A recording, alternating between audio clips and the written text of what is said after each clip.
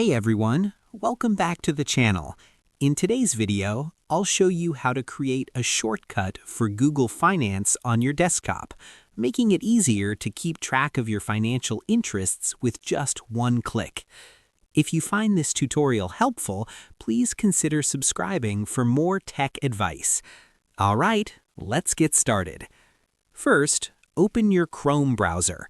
I'm going to open Google Chrome from my desktop. Then type finance.google.com into the address bar and press Enter. You'll see the Google Finance interface. Now, look for the three-dot icon at the top right corner. Click on it, then hover over Save and Share. From there, select Create Shortcut. You can give it a custom name or leave it as is, then click Create. This will add a Google Finance shortcut to your desktop.